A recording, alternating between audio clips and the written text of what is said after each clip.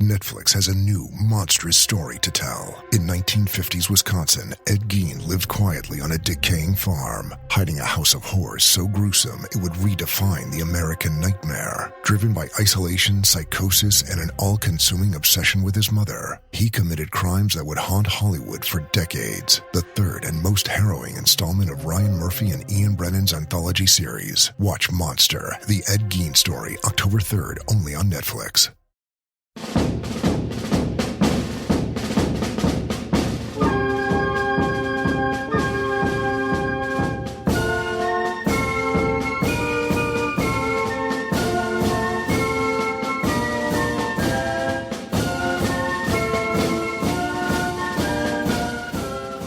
Welcome to Hurley, the podcast from Roker Report. It's Martin here, and today we're bringing you another episode of On This Week, where we take a journey back in time to relive some of the key events that took place this week in the history of Sunderland AFC. And of course, helping me do that today is our usual On This Week lineup of Chris Wynn, Kelvin Beattie, and Andrew Smithson. How are we, chaps? Yay. Very good. Thanks. All recovered after trips to Wembley. We're recording this just a few days after the playoff final. So, as everyone knows who listens to the podcast, me and Chris missed out, but Andrew and Kelvin were both there, and that'll go down in Sunderland history as a weekend to remember, I suspect. Yeah, it was definitely for me. It was special, wasn't it, Kelvin? It was. It was important for the club, important for the fans, and loved it. So, if you have listened to us before on these On This Day pods, or On This Week pods rather, you'll know the crack. If you haven't, it's basically this. We run through a few things that have happened on this week in Sunderland history, and we delve deeply into three of them. And today we are covering the 2nd to the 8th of June. And not many matches have been played on those dates over the years, which is just as well because there's a ton of off-field stuff to talk about. On the 2nd of June in 1999, Lee Clark signed for Sunderland for $2.5 million from that lot up the road. We covered him a little bit, I think, in last week's pod. And look, Clarkie was an absolutely brilliant player for us. He let himself down a little bit off the field, but he pales into insignificance compared to the first person we're going to talk about today, because 30 years earlier, on this day in 1969, a true Sunderland legend left Roker Park. And Andrew, you gave us a few clues at the end of last week's episode as to the identity of this person. I did, yes, and I said if people listening in, Martin, didn't know who it was, they needed to brush up on their Sunderland history.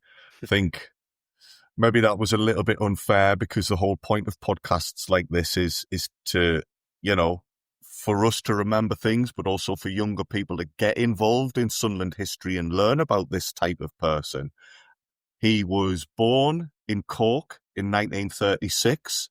He joined Sunderland in 1957 when we bought him from Millwall, and he went on to make over 400 appearances for us. And I'm sure we'd all worked out on the chat, and some of the listeners will have worked out that was Charlie Hurley.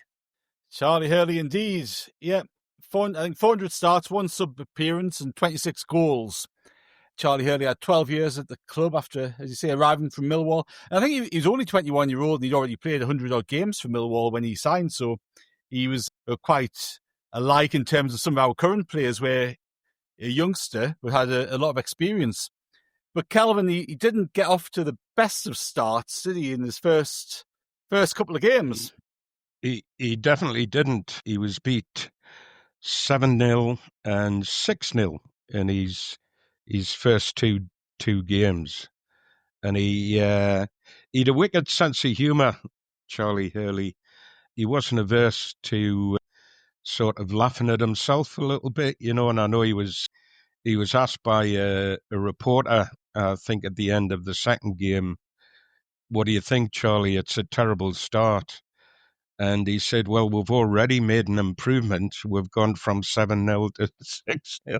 So he'd a pretty understated sense of humour in that regard. But yeah, dreadful start, especially for a young, what's to be remembered here is he came to the club. He was still a young lad. His body wouldn't be fully formed, even though he was something of a giant, and he was still a young lad when he arrived at the club. I was reading some stuff earlier about his transfer to Sunderland, and I think he said the Millwall manager had said, Alan Brown's here, he wants to have a chat with you about going to Sunderland. We've accepted the bid. And Charlie Hurley was like, nah, I do not want to go there. I do not want to go. And he did Alan Brown the courtesy of talking to him. And he said, even the thing I was reading, he said, even after he'd signed, in his heart of hearts, he knew, or he thought he'd made a mistake. And it took a little while for that sort of sentiment to change, which it obviously did. The interesting thing with that 7-0 game, there was a chap, because that was against Blackpool, I think, and 6-0 was against Burnley that followed it. There's a chap called Ray Charnley who was playing for Blackpool, and he scored, I think it was the opening goal he scored in 6 minutes. He went off with concussion on 39 minutes, and of course there was no subs back in those days. By the 77th minute, he thought, oh, I'm all right, I'll go back on. And he scored again on 80 minutes. So Charlie got the runaround off a concussed centre forward by the sounds of it. But I think he settled in pretty quickly. He did. I mean, he himself acknowledges the dreadful start it was. It was actually quite funny when you mentioned being signed and Alan Brown coming to the house to meet his parents. And when he apparently, he never actually spoke to Hurley once he got in the house. Brownie sussed pretty quickly that his mum was the matriarch and it was her he had to convince. And he basically schmoozed her. He turned the charm on and schmoozed her. And at the end of the conversation, Brown turned round to Hurley and said, "Oh, are you going to sign?" And his mother shouted, "Yes." So, and then the whole family cheered, as did Alan Brown. That was an Alan Brown story, actually, not a fella given to humour. So I've always kind of believed that the family had all cheered when he said he would sign. And he didn't know where Sunderland was when he came up, but by the end of the 12 years, he knew where Sunderland was and who the people were, and we knew him as well. But yeah, he settled in, didn't he? He had some handy customers playing beside him. Stan Anderson was the right half who played most of the time that Anderson was at the club. He played right half beside Hurley. And I think, Anderson, he was a fantastic player in his own right for us, but he has some lovely things to say about Charlie Hurley and playing with him, and mostly his skills. He was a great big lad, but he had tremendous skill. And it was a little bit of a surprise to them.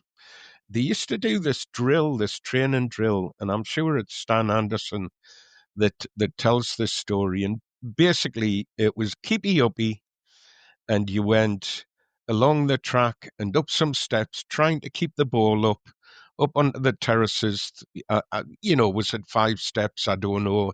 And they had to deposit the ball in a bin without it touching the ground, and did the raise it a step after everybody did it. I'm not quite sure of the finite detail of it, but he basically said Hurley was the best of all the squad at that. And when you think at the time, the size of him, and then all the other players, the skillful players that were there at the time, and he was just so comfortable with the ball. It was a big surprise. They thought, this is a young, raw-boned kind of lad coming to signing for us with potential. But his ease on the ball was what Anderson would speak about, and the speed at which he would control a ball, bring it down, play it out from defence. These were all things which suited Anderson's game as well.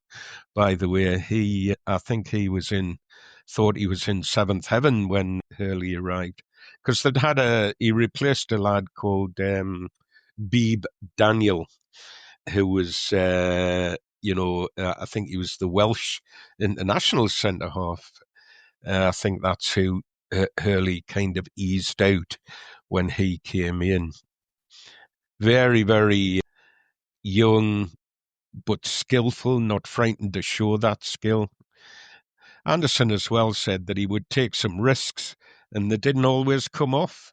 sometimes he would get caught dribbling in the box and stuff like that, stepping over the ball in the penalty area and back heeling it to his fullback and stuff, and getting caught. But Anderson was a big fan. Stan Anderson was a big fan of Charlie Hurley, and felt like his game dovetailed with his. And Andrew, Charlie Hurley obviously came in at a really sort of tumultuous point in Sunderland history. We've talked a couple of episodes ago, I think, about the illegal payments and the Mr. Smith stuff, and Hurley came into the side. And I think it was that season we were relegated for the first time. So he comes into the team and into the club into a really strange time in the context of our history to that point, doesn't he? He does. As you say, there's a lot happening at the club. There's a lot happening for Hurley himself, as we've touched on there. He's a young lad. He's moving to the other end of the country, part of the world he can barely pick out on a map. That's a lot for an individual to deal with. And then when you're trying to settle into a wider context. Yeah, well, actually, just to add to that, it's worth adding that, the move from Millwall, it wasn't like he was failing at Millwall, because it was in Mark Metcalf's book about Charlie Hurley that in 2007 he was actually voted kind of one of their greatest players or something, like Millwall's fan team. So he was actually doing well at Millwall. It wasn't like he needed to move because it was all failing for him. Yeah. Well, there you go. And again, that's a difficult thing to handle. If you're doing well in a team, you're getting good feedback from the fans, you're then dropped into this absolute mess of a situation. It is going to take time to pull yourself round. And if you're looking alongside your teammate, or you're looking across to the manager for support, and they're is equally a difficult situation, it's no surprise we got relegated. It's not a comment on the players themselves. It's a comment on the wider situation around the club at that point. I think Millwall were in Division 3 South at the time. So, yeah. I don't know how big a jump that would be in today's terms, but you'd think it would be a fairly significant jump up in quality, wouldn't you? Well, bear in mind as well, he already had an island cap. He'd already played for Ayr whilst at Millwall. He'd made his debut.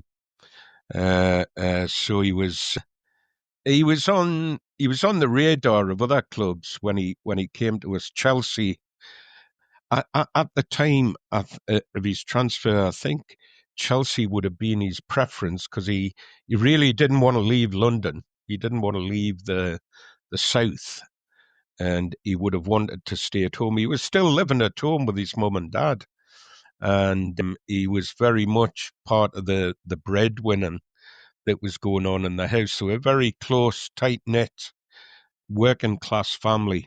And I think he felt his responsibilities to the family. I think his dad had some ill health, although he was working at the time of his transfer. But Charlie felt his responsibilities to his family, and he definitely wasn't keen on coming north. And Chelsea were rumoured to be interested, and there was a lot of pressure in the if you scan the newspapers at this point in time, a lot of the London press were urging the Chelsea manager, I've lost his name for the moment, to buy him, and like openly sort of begging the Chelsea manager to go down the road and buy him, for Chelsea. I think they felt they needed a centre-half, Chelsea, and he would have fitted the young demographic of that Chelsea team at the time as well. They were building a good young side themselves. So, yeah, he didn't want to come. He wanted to stay down south. And I'm guessing all that he'll have added to the pressure, if you could call it that, of the situation that he dropped into.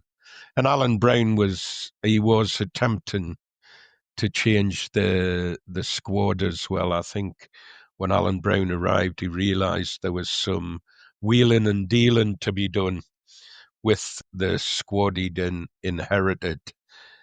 Hurley tells a a story, you know, about what he'd come to when you're on about him playing in Division 3 South.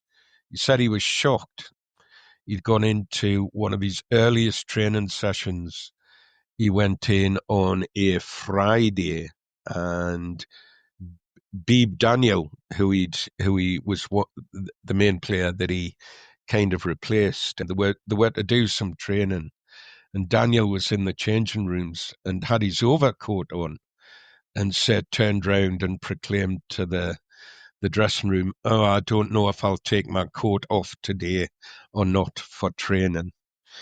And Hurley, that wasn't his ilk, and you know, I don't think playing at Millwall might have been Division 3 South, but he arrived from there with a huge work ethic, you know, and although he wasn't the quickest player, and one or two of his colleagues over the years had made mention of, was he the best trainer?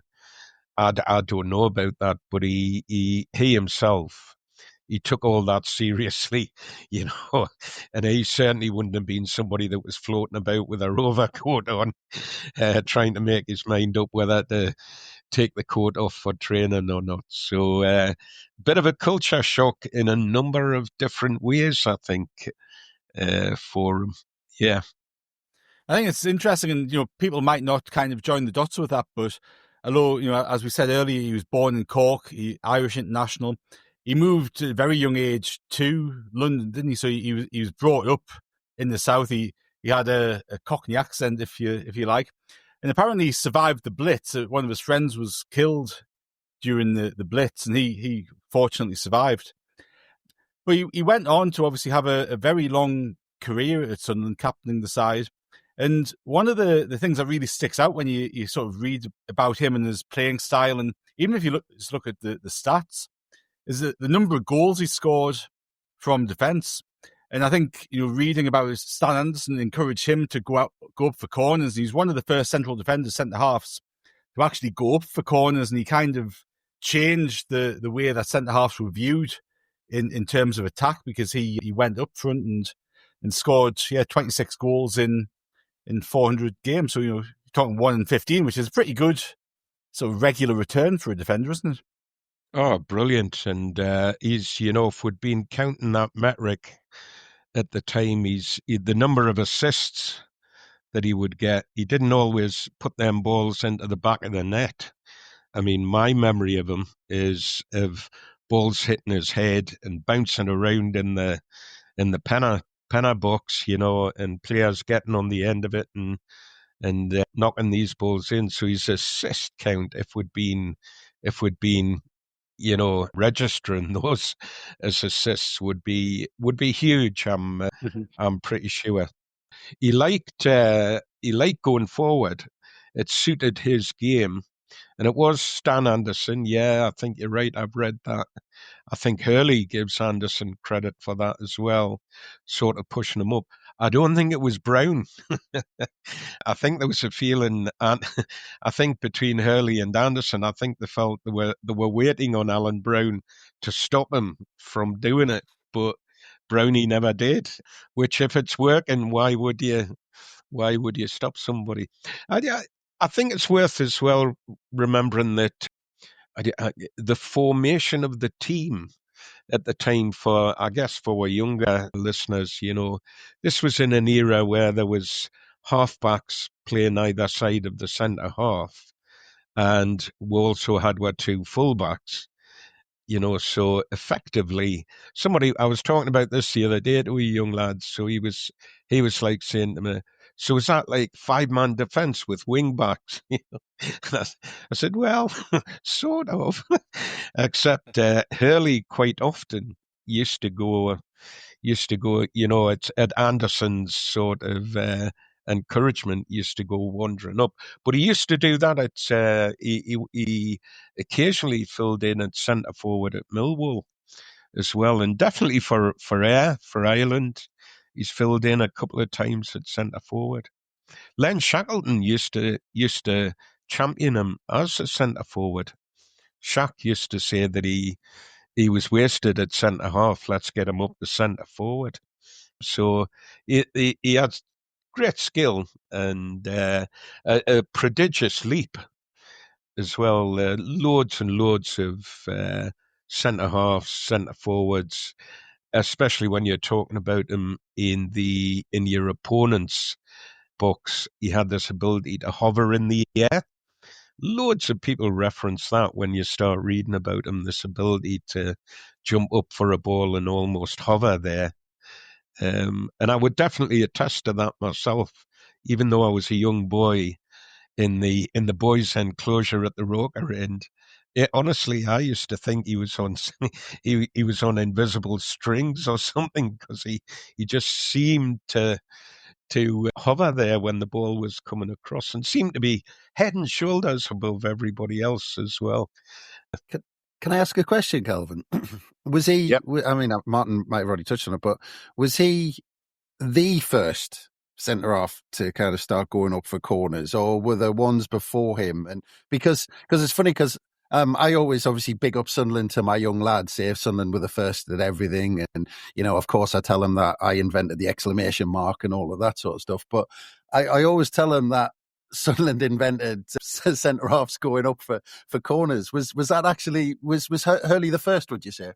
Well, everything that I've read, I'm sure it's great that pods and writing about this stuff's great, because somebody else will always drop in and say, no, he wasn't, because the lad I was just talking about that he replaced, Beeb Daniel, he was a lad that used to take a dander forward with the ball, but I have no records. There's never anything about him being in the offensively in the box for free kicks and corners.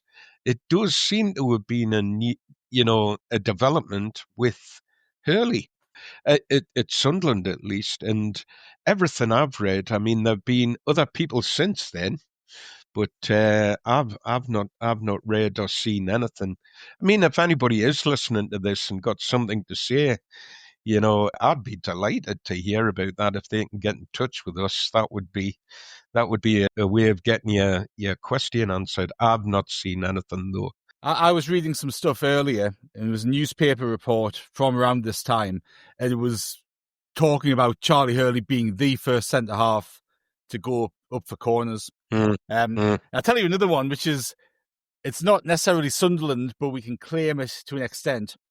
I remember reading in a match, or it was a shoot magazine in 1987, and it was Tony Norman, the first dribbling goalkeeper. So Tony Norman at Hull was the first goalkeeper to roll the ball out of his box and dribble up. And Dave Besant, who was playing in top flight for Millwall, saw Tony Norman do it and copied Tony Norman doing it. So people often thought Dave Besant was the first goalkeeper to do it, because he was doing it in the first division, but he'd copied it off Tony Norman. So that's another one. Tony Norman, to say he wasn't at Sunderland at the time, but he wasn't. He's only a couple of years off joining us. Tell you, man, this is what I say to my son. Everything with football always leads back to Sunderland. Everything. Yeah. Sunderland were the first at everything. But yeah, because there was, I remember, but I think he was a bit after. There was John Charles as well, who was famous for going up, wasn't it? But I always, because obviously, you were talking about his first few years at the club. I mean, I'm just kind of looking now. I mean, how many of those seasons he spent his first, after we went down in that first season, he then had, what was it, six seasons in the second division. And while we were there, he came second in that Football Writers Association Footballer of the Year behind Bobby Moore while he played in the second division. Yeah. The only, what I would love to see this, because I've seen that about John Charles, but I guess we have to remember that he was somebody that played a lot of games at centre forward as well. John Charles was, he thought that Charlie Hurley was the best centre half that he ever played against. John Charles thought Hurley was. He wrote some very, very kind things about Hurley when Charlie Hurley died. I might have that the wrong way around, but he did think that Hurley was the best centre half he'd ever he'd ever played against. But Charles played a lot of games up front. There's reports of Hurley marking John Charles in games and stuff like that. And Hurley says he was always, they both have great respect for each other as players. But it is interesting that it's if anybody is aware, I think it would be good to know that, because we're going to claim it, aren't we? We're claiming it until somebody tells we're different. Unless anybody can send us the YouTube clip in high definition and colour, proves us wrong. Good one. Kelvin, we're talking there a lot about Hurley as a player and how he's changed the game almost. Is it fair to say as well, off the pitch, one of the reasons he was so popular was you've got this big strapping bloke, and yet off the pitch, I've heard so many stories of young lads going up to his front door, knocking on the door, and he'll come out and he'll give autographs, he'll have a chat with people. You know, it kind of, is he a gentle giant off the pitch, and is that made him a fan favourite as well? Do you know there are loads of stories like that, Andrew? Yeah, and you know he was up to things sometimes that in this day and age probably you wouldn't be able to do. Like boys would knock on his door with a football and ask him to come out for a game, and off he'd go and kick the ball around with them. Yeah, and lots of people referring to him as a real gent off the pitch. You know, very considerate and polite around. I think it fits his upbringing really. I was talking before about his responsibilities to his family. It sort of fits with his personality that he was very polite and considerate around women, around kids, around older people. Even on the pitch, his reputation on the pitch was hard but fair. And there were only 2 or 3 occasions where that appears to have gone by the wayside. Jim Baxter was the source of 2 of them occasions, and I think Leeds United could bring the worst out in him as well. But his reputation definitely off the pitch was being a real gent, and also having that subtle, although he spoke with a Cockney accent, that subtle Irish humour that could help him rub along with just about anybody. That seems to have been his ilk. Well, just on that, Kelvin, because obviously kind of being the captain and kind of that talisman and that person in the team, I've read a lot about him almost keeping people in check in terms of how they behaved in the squad and things like that. I mean, did he have that side to him as well? They were the team that came up in 63, 64 were an extremely tight bunch. It was a great team ethic, and you know what? Depending on who I was reading Len Ashurst's book, Left Back in Time. That's quite a good read, you know. And I was reading that, and he spoke about Hurley as a captain, but it struck me that Len Ashurst was a pretty upright, outstanding kind of character, you know. So I think a lot of the players that Alan Brown brought in were almost in his mould. You know, he's a very upright, honest, straightforward, depending on who you listen to, honest, straight kind of character. And I think he brought players in that were in his mould a bit. So Ashurst definitely was of that ilk, and him and Hurley had huge respect for each other as well. Players like Hurd, you know, George Hurd, smaller in stature, but another lad that, you know, if he went out onto the pitch, he gave you 90 minutes and some. He was playing for the jersey, you know. So these players, you know, I would say that Brown probably takes a bit of responsibility for attracting that kind of type of player to the squad. And the team that went up in 63, 64 were very disciplined. Everything you read about them says they were a very tight, disciplined bunch.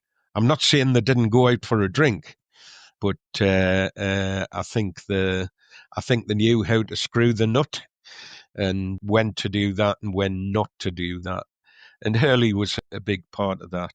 He does seem to have, I think the battle to get up, to get promoted, that battle to get up in that time, when you look at a lad that didn't really want to come to Sunderland, he just seems in that period to have totally taken on board the people of the area. There's loads and loads of quotes from him about what he thinks about the people of the area and Sunderland fans and Sunderland supporters. He seems to have just totally got the area. A bit like, I've said this before, he's like another big Irishman. He just seems to have come and got the club, got the people, got the area. And, he came in 1957 and he's never left. I think a bit like Big Quinny, a real character, I think, though, definitely, when we talk about legends, that's got to be part of it. It's not just about sublime football skill. There's something else got to be in there, a real legend, a leader, for sure.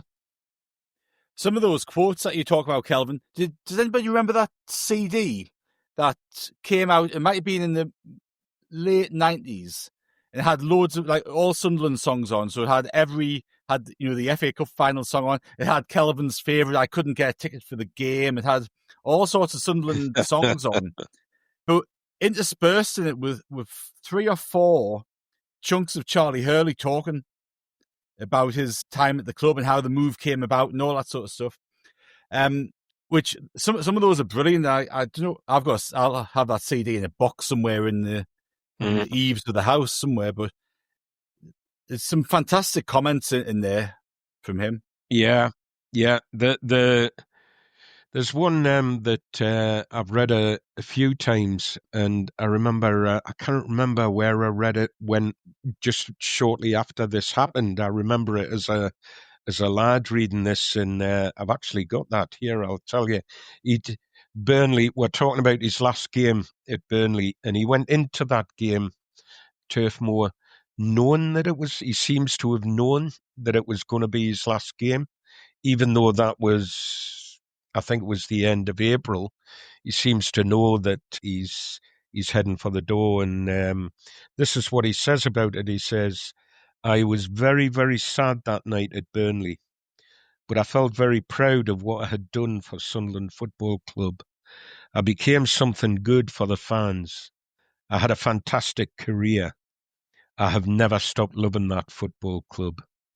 And this was, what he was addressing was his 12 years there, and there's lots of things that he says. He's definitely got the gift of the gab, if I could put it that way. But it just, when I read stuff like that, and I think most of us are the same, you can't but help think, wow, brilliant. I love that boy, Yeah. He just totally got it, didn't he?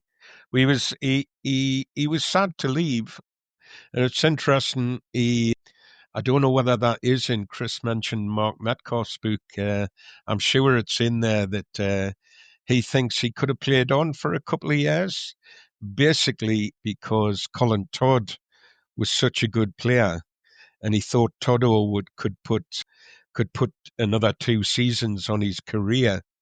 And it's interesting when Colin Todd's I don't know whether it's a response to this, but Todo sort of says at the time, I think he says, "I think I did put 2 years on Charlie's career."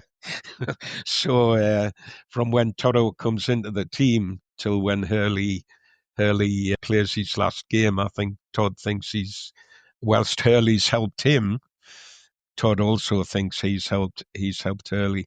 He had a terrible injury early doors, Charlie Hurley. He did a cruciate ligament. He was on national service and playing for the army in 1955 and did his cruciate ligament. And that was an injury that would finish people. It was the injury that finished Clough. So, and he managed to make his way back from that. I saw something written saying that you got surgery for that back then. My understanding is you didn't. What you did was you rehabbed, and you did that the hard way through exercise. I think he was 12 weeks at a rehabilitation centre courtesy of Millwall. He always says Millwall looked after him really well. But after that injury, he had to be really careful. He's got a lot of respect for Johnny Waters, the Sunderland physio. He says he kept his left knee going for all of his career at Sunderland, and it used to, after every game, it used to swell up like football, his left knee, and he couldn't, or he had to be really, really careful slide tackling. And that was something that he found terribly, terribly hard to do, I think, with the injury that he had. So, and if you look at his appearance, the gaps in his appearances, some of that's down to this injury. It persists throughout his career. He has these periods where he's not able to play. Not all of that is down to the injury, not all of his absences. His time with Ian McCall, when Ian McCall was the manager, that was a particularly difficult period for him, that I think. And I think, as again, McCall was in charge for 101 games and Hurley was absent for 61 of them. Not all of that was to do with injury. Right. He didn't get on with Ian McCall and didn't think that McCall was the right kind of manager for the club.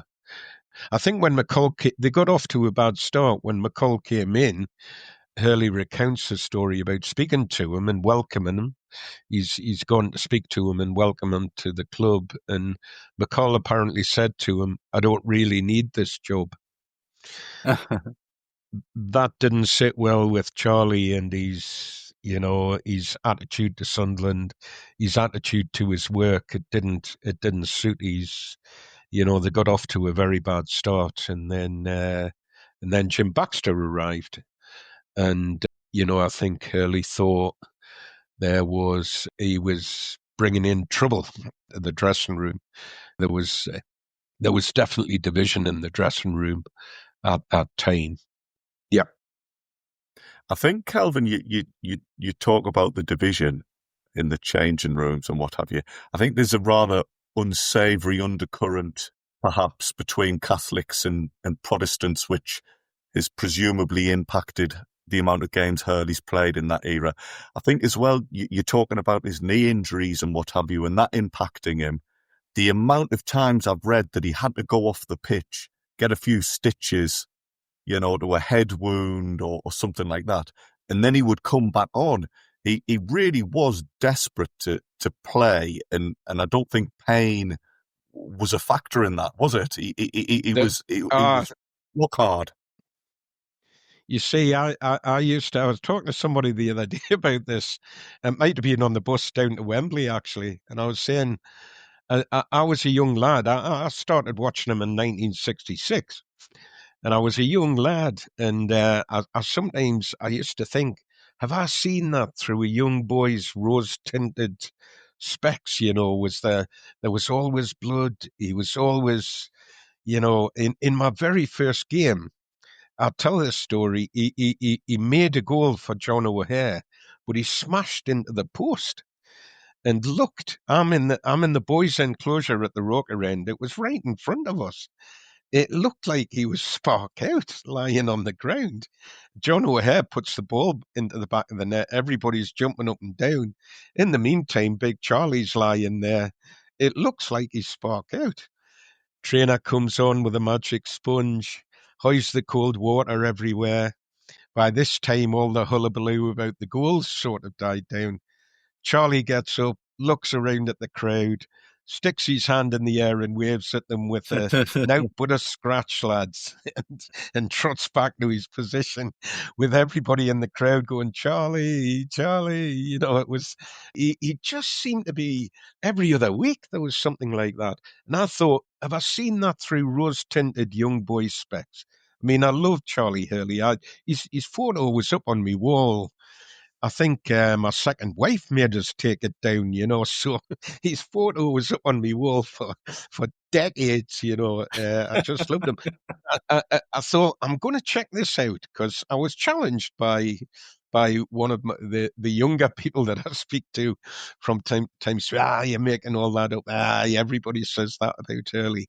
I thought, I'm going to go and check this out. And I don't know if you can remember a writer called Tony Hardesty. I used to like his stuff. He was a sports journal and really good writer. And I found something about a game against West Ham. And this is Tony Hardesty. Jeff Hurst broke rapidly to outpace Colin Todd and hit a fierce drive from just inside the penalty area. But Charlie Hurley had made a beeline down the middle and dived to take the full weight of the shot in his face and turn the ball away for a corner. After receiving treatment, Hurley took all the danger out of the situation by clearing the corner with a powerful header. So you've taken the ball in the face. Most of us would be like, somebody else can go up for that. But Hurley, he's straight back in there. And that is how I remember him. That is what I remember about watching him, is that he was a giant, and but he could play football. He really big lad who could bring the ball down and play it out of defence, and then these towering headers. When you were in the boys' enclosure at the Roker end there at Roker Park, I swear when he was trotting forward and the crowd used to go, "Charlie, Charlie," it was scary when I first went, I was a bit frightened of that. And, he's trotting forward and you're thinking, I hope he stops at the net or he's going to be in with us. You're like, oh, here comes this giant, I mean, he was just, to me as a lad, he was at that age, he was just a giant. Watched him, the more I thought he is a giant, but in more than stature, and more than physique. The way that he played, he galvanized the team. He could really get the crowd going as well. I mean, he was a cheeky sod with a ball. He would dummy in his penalty box and kind of backheel it to a fullback or something, and you'd be thinking, oh my God, don't do that. And he was caught out a few times. And Jimmy Munty says one or two things about that he would maybe try it a bit too often and occasionally get caught, but sublime bits of skill he could give you. Like, he in some ways, he was a bit like Niall Quinn. Quinny looked a big, awkward laddie, but he had these lovely, lovely bits of skill about him, didn't he? And Hurley was like that. He was bigger in the chest than that. Hurley, he was a solidly, he had a real solid physique about him. He was a handsome boy as well. He didn't have his charm and his looks. Definitely attracted the ladies. There used to be a gaggle of mothers used to bring their kids to the boys' enclosure, and they would be standing over the fence, going, "Oh, here comes Charlie." What's all that about? Watch the football, man. Come and watch the football. Don't be looking at Charlie Hurley and handsome Charlie Hurley. My mother thought he was Barry. She thought he was a geet handsome bloke. So he had everything, the bugger. So last time out we had Bob Murray comparison with Paul Pott, and this time Niall Quinn and Charlie Hurley. Interesting comparisons, Kel. This one's I not think going to cause quite as many legal complications. I don't think. Well, I didn't know where Kelvin was going around this gaggle of women, but Well, this is right. right. Of course, Charlie Hurley left the club, had a couple of years, I think, playing at Bolton. See his playing career out. He got offered the managerial job there, but he turned it down because his missus wanted to go back down south. And he ended up as Reading manager. And of course, in the 73 Cup run, we played Reading, didn't we? So that was a nice bit of connection there. Again, those circles coming back round and joining up as a manager in that Cup run against us. Yeah, marvellous. It was a marvellous occasion. The Reading game, at Roker, trying to remember that. I think there was about 34,000 fans in the ground for that game. And when Hurley came out, you've heard nothing like it. He's there as the opposing manager, and the crowd just went bananas because he was on the pitch, and he lapped it up. But it was, people would say, "Oh, Hurley, he loves the crowd and all that." But he had a way of doing it that was quite humble. He was waving, he was enjoying it, but he was like appreciate. It was like a dynamic, a two-way thing. I'm hearing you, I'm appreciating you, and I'm loving you as well. That's what it looked like. And I was still in the Roker end, but I was a bit higher up that day, and I'm standing watching him thinking, God, because he was still a giant then. He was still a really big boy. And the thing I remember more about that was I went to the Reading away game because we drew ones each. He was given a tremendous reception at Roker Park, but at the Reading away game, there was a good following of Sunderland fans down there. I skied school for the day and went down on the train, and we won that game. I mean, we had that game won by half time, but after the game, I was getting a lift back to a tube station into London to try and get my train back from King's Cross, and these two older boys had arranged to get us a lift. But when we started coming out the ground, there was a big gaggle of Sunderland fans gathered round the sort of club door and rooms, and everybody was singing the Charlie Hurley song and chanting, and they wouldn't go until he came. And I'd say to you, there was about 250, 300 Sunderland fans round that door. And when he came out and he was signing autographs, shaking hands. His team had been beat 3-1. Apparently, he'd taken champagne into our dressing room after the game. And I missed the train home. If you've ever read my series about the FA Cup, the 73 FA Cup campaign, I actually ended up missing my train because by the time I did get back to King's Cross, there were no trains to be had. So I blame Charlie for that one. Really, he was fantastic that way. His time at Reading was really interesting. This just a little aside. Can you ever remember a player called Robin Friday? Yeah. There's a fantastic book. Brilliant book. Brilliant book. Yeah. What's it? Can you remember its full title? It's called the Greatest Footballer You Never Did See, or something like that. Yeah. It was written by, was it the drummer from Oasis? Really? Paul McGuigan. A lad called Paul McGuigan, who's I'm sure he's a drummer. He's definitely part of Oasis, but he wrote that book with a fellow called Paulo Hewitt, who's a sort of sports writer journal as well. So the two of them did it together. But it's a brilliant book on its own. It's a cracking read.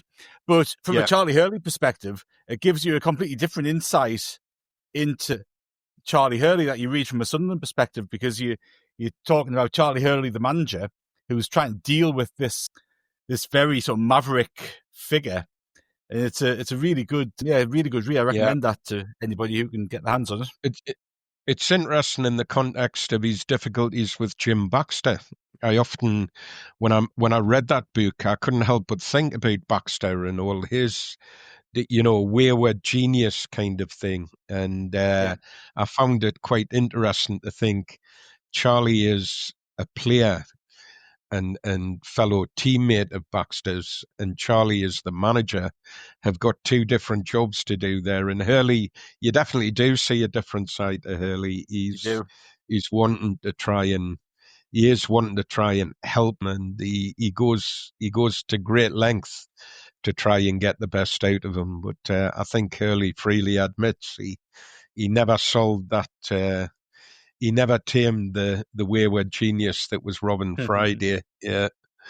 Now, of course, it was only a few years after that Charlie Hurley was named as our Player of the Century in 1979, wasn't it? 100 years after the club was formed. And in that time afterwards, he didn't, I don't think he had another managerial job, did he? But he was always a relatively frequent guest at Roker Park, and he was very much involved in the club all the way through. I think in the last game at Roker Park, after the Liverpool game that we've talked about before, he dug up the centre circle so that would go over the Stadium of Light. And he kind of came back around again when Quinny was in charge again. He made the comparison with Niall Quinn. And I think there were very similar characters on a number of levels. But Quinny got Charlie Hurley really closely involved with the club. And I remember being away at Luton in that last game of the season where we went 5-0 under Keane. And obviously, he had the Roy Keane Cork connection as well, which kind of made it all seem very, very sort of meant to be and very, very fitting. But Charlie Hurley came out at the end of that game and, serenaded the crowd, and the crowd was serenading him rather. That was the biggest sort of roar and the biggest cheer and the loudest song of that whole sort of post-match promotion, championship celebration. So I think we won the championship by virtue of that victory. But yeah, he was still a very sort of prominent person around the club, wasn't he? Yeah, I mean, Kelvin as well. I mean, from your point of view, because if you hear, when Martin O'Neill speaks, he's like, I got into Sunderland because of Charlie Hurley. And I think so many people, in the 50s and 60s, ended up either having Sunderland as their team or their second team because of the likes of Charlie Hurley, and from an Irish point of view, maybe Johnny Crossan and but especially Charlie Hurley. So many people in Ireland were like, I followed Sunderland because of Charlie Hurley. He was held in that Irish connection as well. He was held in huge esteem in Ireland. I remember doing a bit of work across there in the early to mid 90s. I was going back and forward to Cork a bit, and I'm in a bar in a wee village on the outskirts of Cork called Bandon. And there's one other boy in the bar. I go in with my work. I've got a bit to prepare. And I thought I'll grab a quick beer and sit and do this work. And I go in. I had a top one that had a Sunderland badge on it. And this old boy's at the end of the bar and sort of looks across. And honestly, there was just me and him in the place. And he come up and sat down at the table and said, I couldn't help noticing your badge. And I said, yeah. I said, I'm a Sunderland fan. He said, did you ever see the great Charlie Hurley play? And off he went with, now that lad had seen him play for Ireland loads. And I don't know if you know this, when Jack Charlton was the manager of Ireland, and I'm trying to think which World Cup it was. Was it Mexico? The Mexico World Cup where Charlton had them? No, or Italy? Italy. Italy in 90, then USA in 94. He had them. Yeah.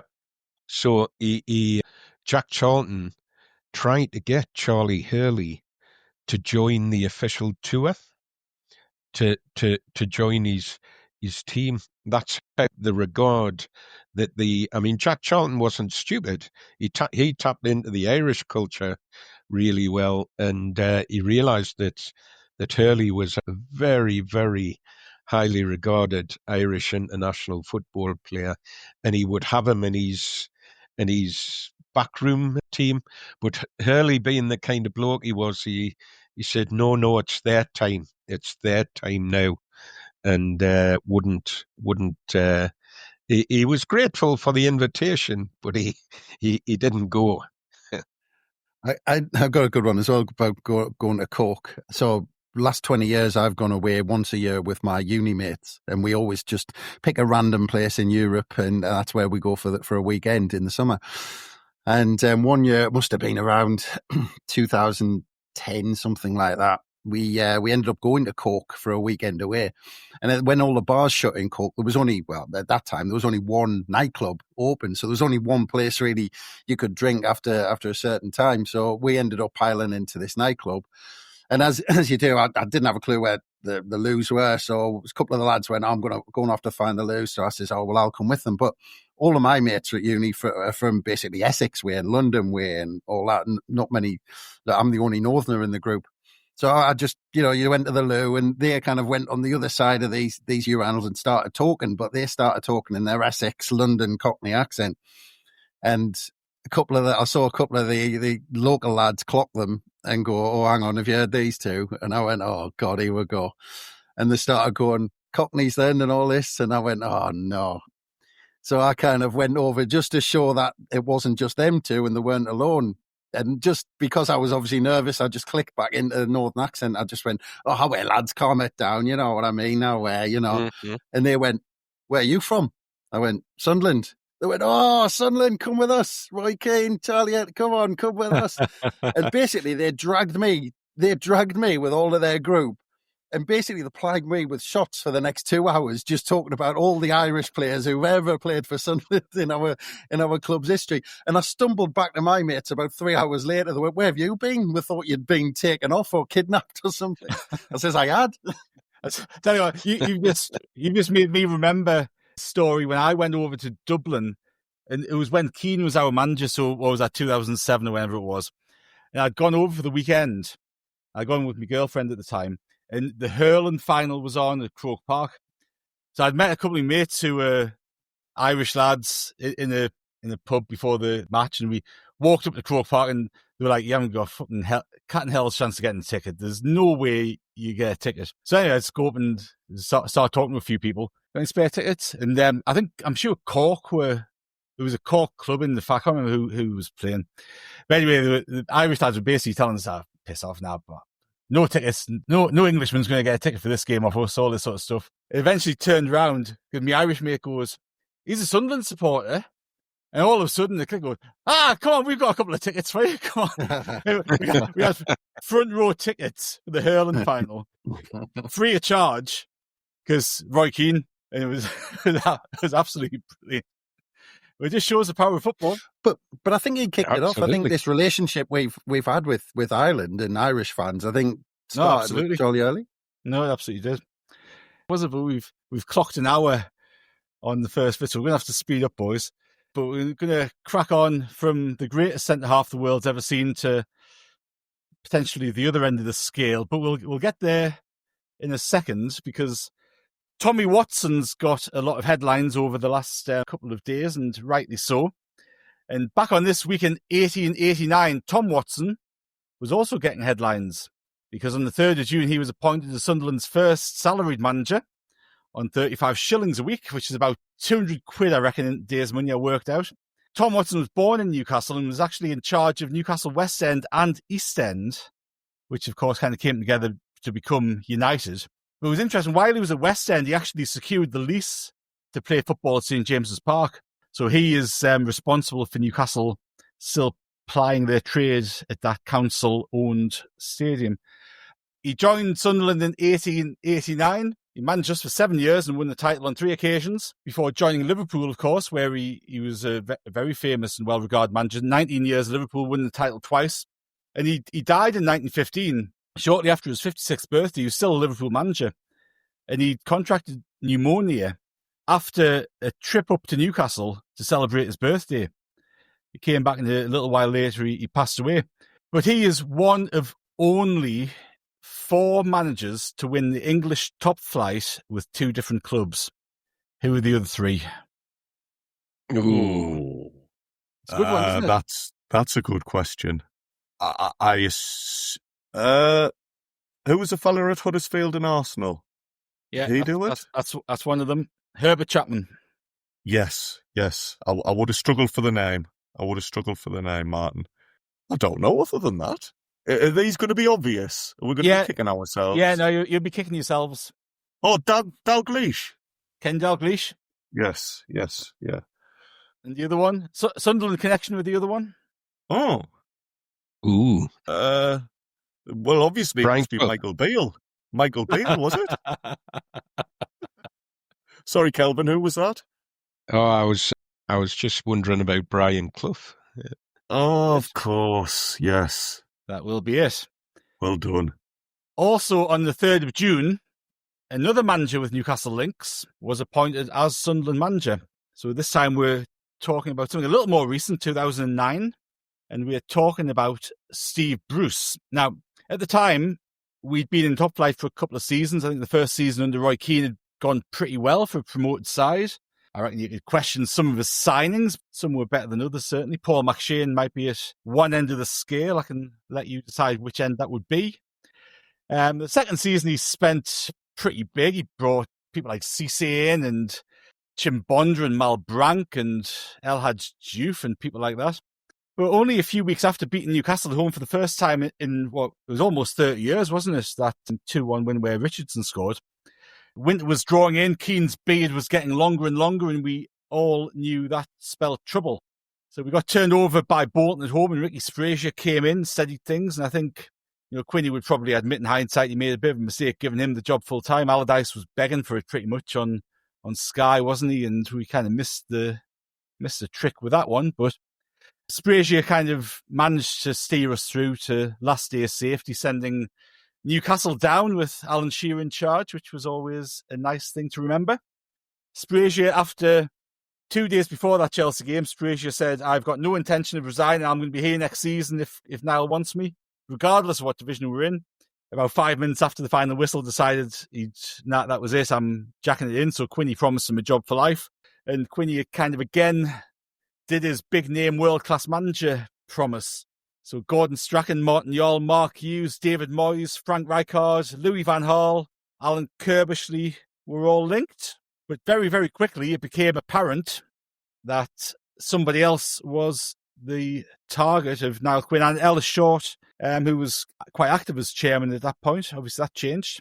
But in the wisdom, they went for, I always call him Professional Geordie, because he seemed to ham it up every time he was interviewed. He got dogs abuse at Roker Park, probably did. Got dogs abuse at the Stadium of Light every time he was on the touchline. And he ended up coming to Sunderland. Of course, it was Steve Bruce, Chris. Good idea? I'm not sure at the time. It's a strange one looking back, isn't it? You look at his record and, he had this reputation of just buggering off, didn't he? He kind of went to clubs and, he had that long stint at Birmingham where he established them in the Premier League, which I think he lived off for a long time. He kind of almost bathed in that establishing them, getting them promoted and then getting them to mid-table in the Premier League. And then he kind of lived off that reputation of getting clubs to the mid-table in the Premier League for a season or two for a long time. And it's a similar job that he did with us. But it was, he was only 48. He wasn't at that time, you think of Steve Bruce now, you think of him as this journeyman manager. But at the time, he was tipped to be eventually Alex Ferguson's successor, and he was going to be, he was hugely rated and people were thinking he was going to be England's manager at some point. But I think he'd fallen out of favour with a few clubs. I remember, I think was it Simon Jordan at the time or whoever it was at Palace wasn't happy because he buggered off from Palace. And I think it didn't end well at Huddersfield. And then I think Wigan then had to pay a world record fee for him in terms of compensation for him to leave Birmingham at the time. So that was £3 million they had to pay at the time. And it's funny because we were talking about Dennis Smith costing 10 grand and Bob Murray whinging about it. At the time, as you say, he was kind of looked upon as a successor potentially to Alex Ferguson. He'd come out with that first generation of Ferguson players, like Brian Robson was another, who'd come and people thought they would go on and have really good managerial careers. And they both obviously went on to have decent managerial careers, but probably not to the extent that people thought they would. But Bruce had a playing spell at Birmingham after he left Man U. And he played there for a couple of seasons and was quite popular there. He went to Sheffield United as player-manager and he played a handful of games. I always remember Mickey Bridges pretty much ended his career in a game at Bramall Lane where I think Bridges, he scored 2. And he turned Bruce inside out. He didn't know which way he was coming or going. And I think that was the day Bruce goes, nah, that's it. I'm hanging the boots up and concentrating on being a manager. But as Chris said, he had a couple of things early in his career because he went to Huddersfield for a year. He'd then gone to Wigan. I think he jumped ship to go to Wigan, caused a bit of a problem there. Then he'd jacked that in and left after, well, I think he left about 12 or 18 games he'd been in charge of Wigan for. He hadn't been in charge for them for very long. And he resigned from there to go to Palace because Palace had come offering him a decent amount of money. Oh, sorry, he's only in charge of Wigan for 8 games at the end of the season. Resigned after that to go to Palace because they chased him and wanted him. He was manager of Palace for 18 games and won 11. And then Birmingham came back in for him. And because of his ties with Birmingham previously as a player at the end of his career, he decided he wanted to go to Birmingham. So he pretty much tried to resign from Palace. As Chris said, Simon Jordan, I think, was there, wouldn't have it. So you had about a month where he was kind of out of the game because the clubs were trying to figure this move out. Well, yeah, and the whole thing, how it came about, obviously, where Ricky Sprazier had taken over from Roy Keane, and look, if you go back in the headspace of where we were at the time, we'd just come off the back of what was our kind of magic carpet ride, if you remember, and that's how it was described. And we went on this journey with Roy Keane, and we thought it'd kind of never end, and it abruptly ended, and everyone thought, what direction are we going to go in now? And Ricky Sprazier came in and he won those initial games, which essentially those initial games kept us up. I think we smashed West Brom, and this is the thing, because and we did a podcast with Ricky Sprazier a long time ago, and he did say that Niall Quinn in the run up was basically saying, and at the end was, look, if you want this job, it's yours. But if you look at our run in last season, we won 1 in 14 games at the end in that run in. And we celebrated because we stayed up and the Mags went down, but we weren't in a great place. No. And we needed a reset. But I don't think, there's obviously, I think it comes out every club owner when they appoint a new manager, it's always, he was my number one choice and we didn't look at anybody else. It's like Robbie Keane, I've joined my boyhood club 5 times, 5 different clubs, it's a bit like that. And, Niall Quinn came out and said, Steve Bruce was the man and blah, blah, blah. But he offered the job to Ricky Sprazier. And it was, to be fair to Ricky Sprazier, it was him who said, no, he said, this isn't, this job's too big for me. And it was only because Ricky Sprazier had a good head on him, basically, that he said no, And in the end, I think he was offered a job for life and all this sort of stuff. So, but I think after that point, once it was clear Ricky Sprazier wasn't going to be the one, I actually think Niall Quinn, because he was then looking for, right, what are we? What type of club is Sunderland going to be? I think actually, Steve Bruce will always say that it was his Northeast links that got him out of the job. But actually, I think with the direction Niall Quinn wanted to go in, it was his Northeast links that got him the job in the first place. I think you look back at Bob Stokoe, and I think Niall Quinn saw absolute parallels with Bob Stokoe with that appointment. I think he thought he was bringing somebody in who understood the area. And even though, he was a Newcastle supporter as a kid, essentially, he never played for them. There wasn't that big a connection to be had there.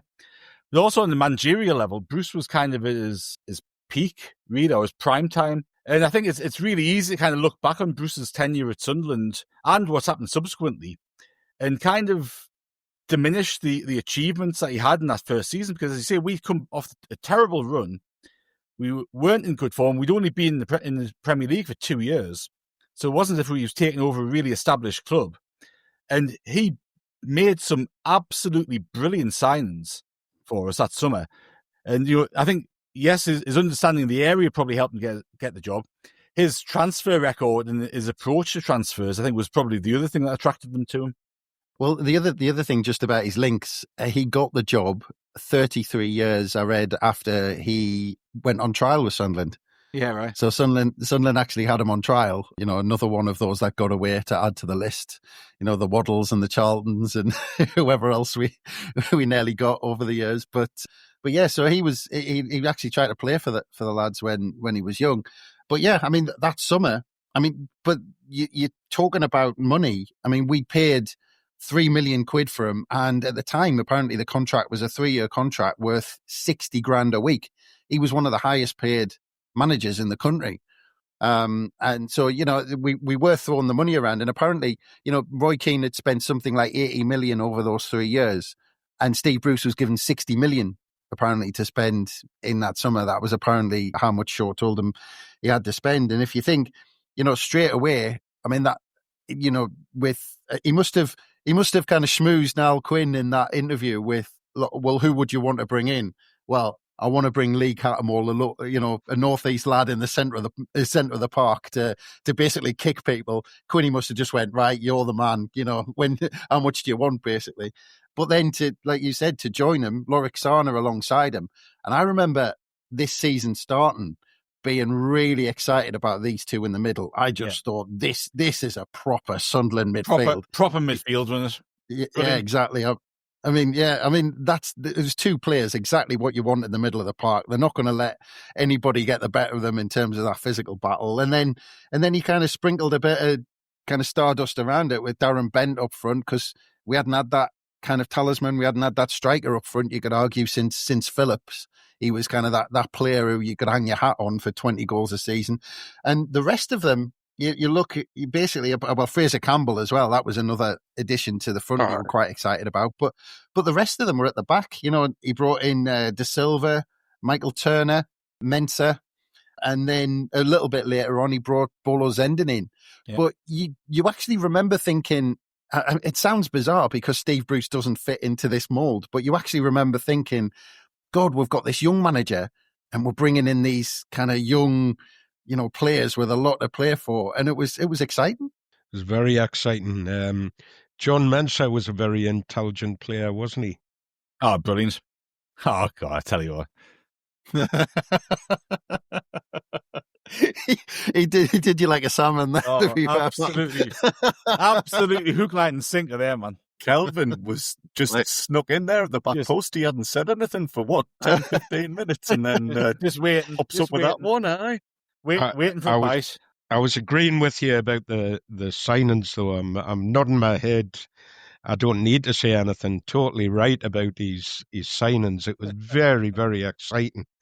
Very exciting. Bolo Zenden comes into that as well. He was a lovely player to watch playing. But Fraser Campbell, it was a subtle one, Campbell, wasn't it? Because Ben took all the headlines. But I think I always remember the crowd loved Fraser Campbell. Just loved his young, kind of raw, and you could just see he really wanted to work it to give away a game and give away goals and what have you. I think they loved his energy. Canner and Katz in the middle as well. Jesus. What you wouldn't give. No. Katz at his best, I have to say. Well, I was going to come on to that. I was going to come on to that, Kelvin, because obviously we the more recent memory of Cattermole is very much a holding midfield player in front of that defence. When he came to Sunderland, it was Sarna who was kind of that more deep lying player, and Cattermole was everywhere. He was bombing around here, there, and everywhere. I think he did his knee against somebody, didn't he? Who did he do his knee against? And he was out for a bit, and it kind of changed how he played. He was never quite the same player after he picked up that injury. But similar to Fraser Campbell. Fraser Campbell had a bad injury, and early days he looked a great prospect. And you obviously had Kenman Jones up there with Bent. Fraser Campbell coming on and playing games as well. And for Campbell looked as if he was a real deal for a spell, but injury kind of stifled his career at Sunderland as well. But I think it's really, you can't emphasize enough how, at this point, how much we all kind of thought we were getting Bruce before we got the Man U job. I think that was kind of my feeling on it, because I thought if he does well here, he's going to Man U in 2 or 3 seasons' time. And that was kind of the general feeling. He'd done all of his kind of work at the different clubs. He'd kind of got the runs on the board, learned his trade. He was going to take this step up, get us into Europe and do well like that. And that would be the springboard for him to go to Old Trafford. And, I made a glib comment about the greatest centre-half the world's ever seen. But Steve Bruce was a bloody good player for Manchester United, wasn't he? And he's kind of commonly recognised as the best uncapped England centre-half of that generation. And he got this great player coming into managerial career. Yeah, he's left a couple of clubs in maybe not the best circumstances, but he's building his managerial career. He's coming into Sunderland, and he starts off like a house on fire. I think, coming off the back of that, disastrous, or almost disastrous run under Sprazier the season before. And you kind of think, right, we've cracked this. Quinny's cracked this. It's all going up from here. And it was nice while it lasted, but it kind of it fizzled a little bit, didn't it? Well, yeah, I mean, we won. If you look at that first season, I think we won something like 5 of the first 9 league games. And then we went on a pretty awful run after that. I think we only won 1 or 2 in 20 games or something like that after that. People remember that season as being fantastic. But my memory's playing tricks on me. Yeah, but we went on it. We went on a pretty awful run in the middle of the season. And the other thing was that season we were a penalty shootout away from getting to the quarterfinal of the League Cup, because we played Martin O'Neill's Aston Villa that season in the 4th round of the League Cup at the Stadium of Light, and it was 0-0 after extra time, and it went to penalties, and Villa won 3-1 on penalties. So actually, in that first season, we could have had that cup run, but after that initial burst where everyone thought, this is brilliant, we went on a pretty stinking run, and then actually we kind of picked up a bit at the end to manage to finish kind of 13th. But there was always this air, I think, that season of like, that there was this air of, could we do better with the players we'd signed? And I think we were quite enjoying just not being in that kind of we weren't in trouble, relegation battle. Yeah, exactly. And I think we were almost celebrating that it was the first season that we hadn't had that, and we weren't looking over our shoulders. And I was gonna mention a couple of things. I was talking about the Bob Stokoe link to start with. He took some photographs alongside the Stokoe statue when he was appointed, and I read something where he said apparently there was just a fella walking his dog who apparently, as he was being appointed and he had all the press around taking pictures of him, this fella who was walking his dog gave Steve Bruce a full briefing on his boxer dog's arthritis. And at that point, Steve Bruce was like, I knew I was back in the Northeast when he was just talking about his dog.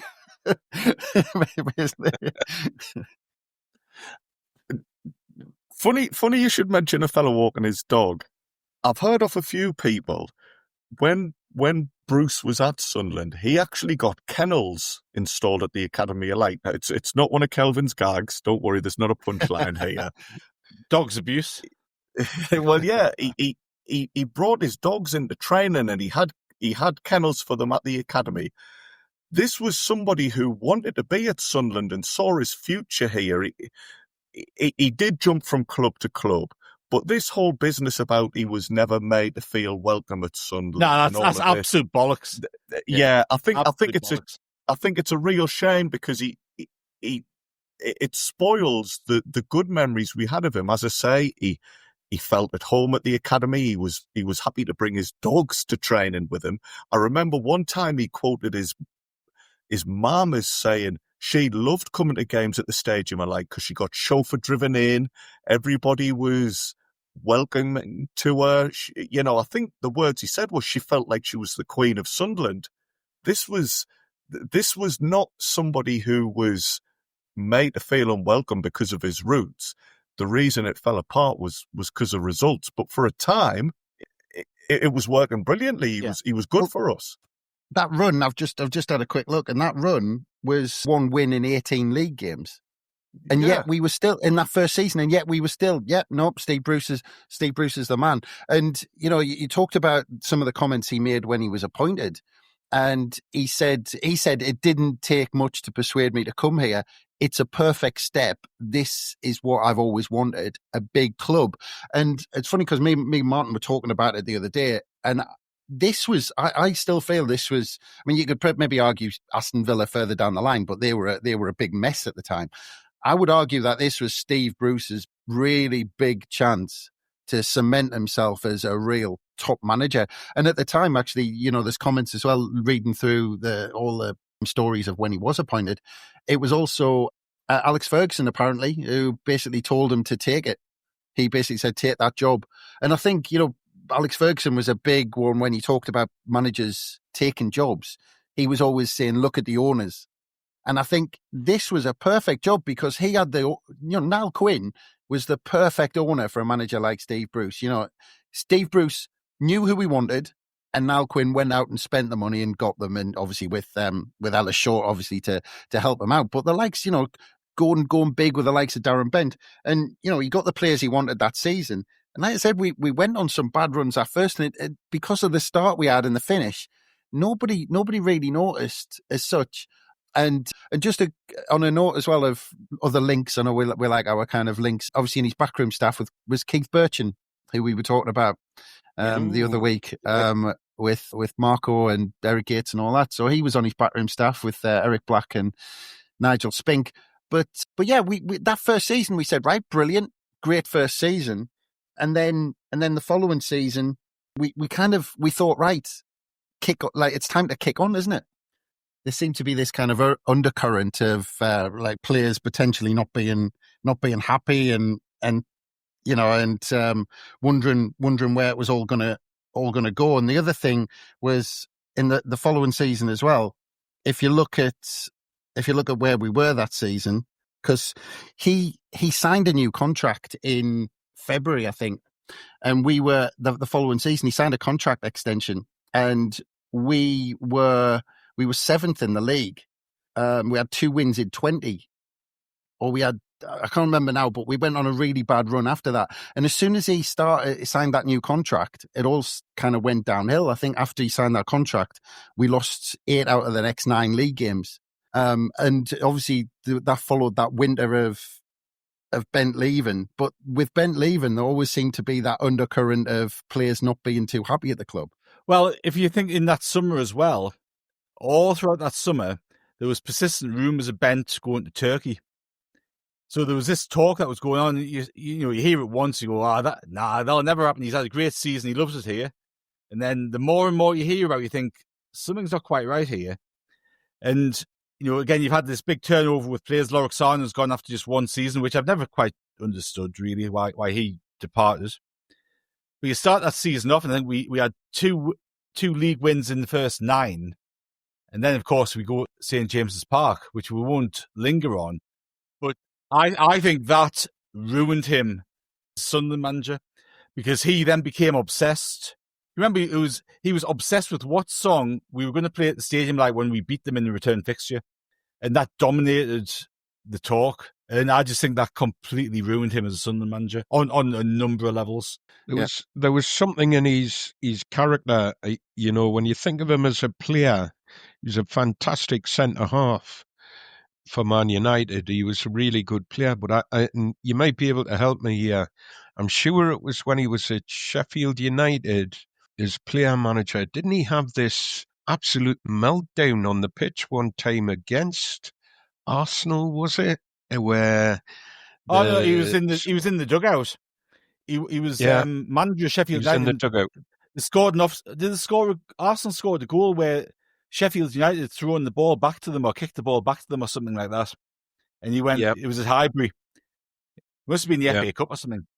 It was the FA Cup. And how I remember that was, I thought they kicked the ball out because one of Arsenal's players was injured. And when Arsenal took the throw in, they didn't give them it back. No, that's right. I think it might have been Pires that scored. Yeah.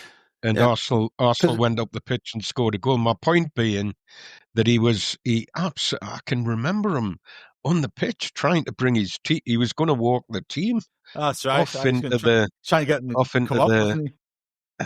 It just looked like he'd lost it. I mean, I understand he's feeling, but it looked like he'd lost the plot. You say, "You're coming off, get off," and he just seemed to have that in his makeup. He wasn't really like that as a player. I remember him as, a hard, gritty, 90-minute, kind of almost sensible punter, but there did seem to be this undercurrent around, didn't there? I don't know where that was coming from. And I know that Bent went to Villa and he got dog's abuse from us, but when you listen to Darren Bent talk about that time, in looking back on it, I do wonder, was there something going on, something else that's not actually, that we're not privy to?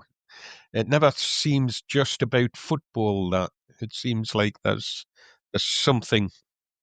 Well, that second season, because like I was saying, we were trying to take that next step up, finishing 13th, and in some ways, after that horrific run, it didn't feel like the best of seasons, although it was bookmarked by decent runs at the front and at the end. But then that summer, it's funny because the level of spending then went down a little bit in the next summer. But you could argue that, I mean, probably since obviously Quinn and Phillips, that we started that season with Darren Bent, Asamoah Gyan, Danny Welbeck, Fraser Campbell. I mean, that list of strikers. I mean, I can't remember us ever having a better collection. Probably, Quinn and Phillips were fantastic and everything, but you're talking about the people underneath them in terms of the people ready to come in. I think Danny Welbeck, even at that stage, you knew he was going to be a cracking player. He was only kind of 19, 20. But the other signings were, we got Bramble on cheap. I think we got El Mohammadi on loan, and then we got. There was the field signings of Riveros and Angeleri, which he tried to go all kind of South American on us, and it didn't quite come off. But the level of spending went down, and then when Bent left, and we brought in Sessegnon, who was a fantastic player, but he wasn't that goal scorer. No, and he wasn't. I think it's funny because I do think at that point with Darren Bent leaving, I think automatically, and I think even in fans' minds, we knew that was going to be the end for Asamoah Gyan.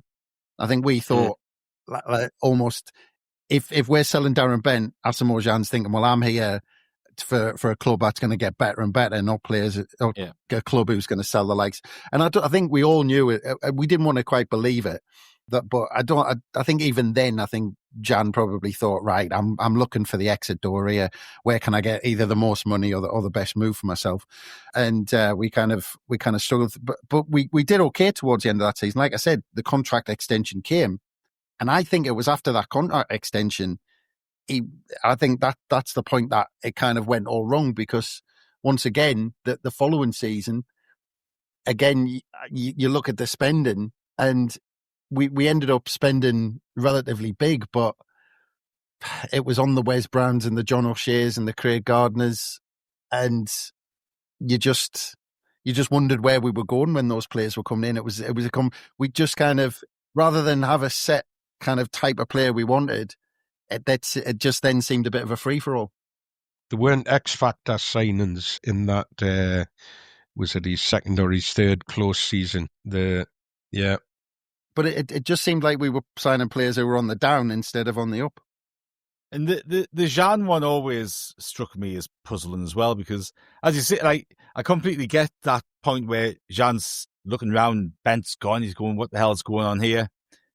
But the flip side of that is that there's an opportunity there for him to step up into that main goal scorer role.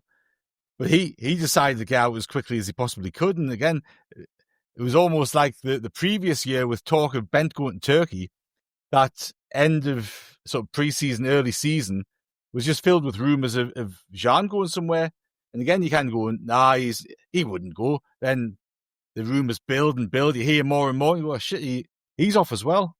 And I think that was that pretty much on deadline day, wasn't it, that he went towards the... One of my biggest regrets about Gyan going was he never got to finish the dance lessons with Bolo's ending, so he was teaching Bolo how to dance. Of course, it was that season that pre-season that Seb Larson came in, say Chris Wes Brown and David Vaughan and G and Craig Gardner and Connor Wickham and all those type of players. And Henderson made his debut for Liverpool on the opening day of the season, didn't he? Yeah, and actually, there was only two players in the seven who made their debut on the day. It was Wes Brown and Larson with G and Vaughan who coming on from the bench making their debut. But you talk about Connor Wickham. Connor Wickham was it was a big profile signing at the time. I remember Adrian Durham on TalkSport begging Con not to go to Sunderland because he was just saying that we screw young players up, and it's like a death knell for young players to go to Sunderland at the time. I always remember listening to that on the radio, shaking my head. But that was a signing. We're talking about 12 million on the face of it, but you can imagine a lot being linked to it in terms of how he did at the club.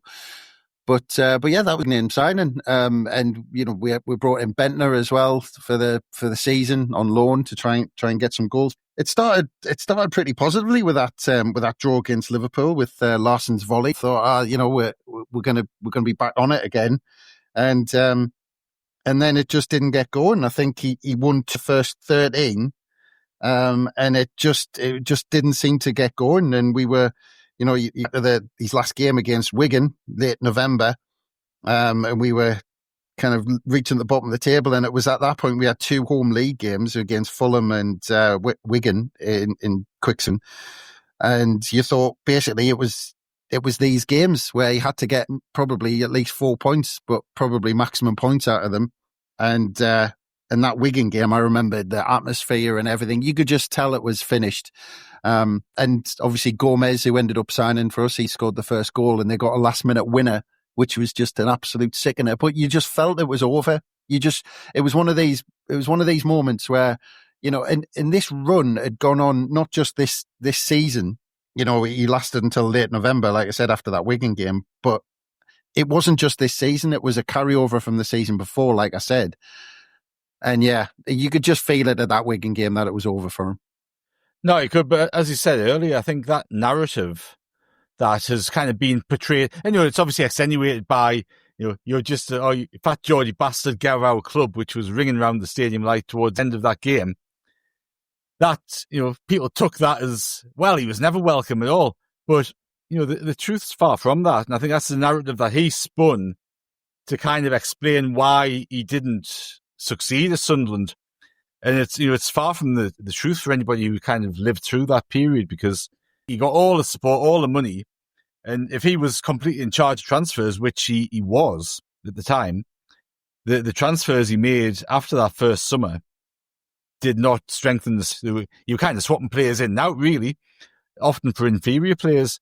And yeah, he had a few successes, but the players who came in who didn't do a thing for him was a long list. He wasted some money on players, and he just could not quite get it. I mean, touching on that Wigan game, if you look at that last-minute winner for them, I seem to remember it being an absolute comedy. Might have been an own goal or a mix-up. So, yeah, for a team who were being managed by a central defender and one of the best central defenders, that's nothing to do with who you are or your background. That's performances on the pitch and nothing else. Yeah. And Steve, and again, talking about reputation, he had this reputation of having a really, like a couple of year honeymoon period at every club he'd been at. Every club he'd been at for a decent time. If he stayed that long. Well, yeah, exactly. Yeah. If he hung around, but every club he hung around with, he had this burst where he came in and wasn't he great, or a great character to have around the place. But it always seemed to go wrong for him after that kind of 2-year period. After that initial, isn't he great? He could never, ever have this sustained period at a club where he would then kick them on or take them to the next level. And he ended up getting that reputation where he just bounced from club to club. And I suppose as a manager, I bet you there's not many managers who made more money than Steve Bruce out of failing after a couple of years. Well, not many managers get to stay for a couple of years these days, do they? Yeah. I think, was that 2.5? I don't know this, but like 2.5 years in charge he has. And he's probably, I doubt anybody's been in charge of Sunderland that long since. But what he did was he did well for a couple of years, got an improved contract, and then it went downhill pretty much every club. So and then he signed for another 3 years after that, and then got the sack straight away and got maximum money out of it. But you know what? His record for us, I think he managed us for 98 games and won 29 of them. So he right record, all top flight, of course. In games that we've 22 times against Steve Bruce managed sides. Do I have a guess how many we've won? 3. Oh. 3 out of 22. We've lost 13 out of 22. So, as a manager, he's had a little bit of a hoodoo against us, I think.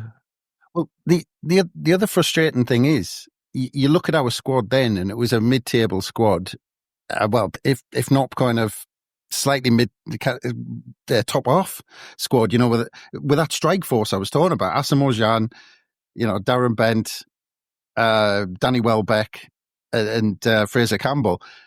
But you would have thought, well, if we're knocking around mid-table, which we were, especially in that first season, you think, right, well, see how we do. But you're talking about, and then you look at the FA Cup in that season where we had Bent and Asamoah Gyan up front, and we were knocked out by Notts County and Paul Ince.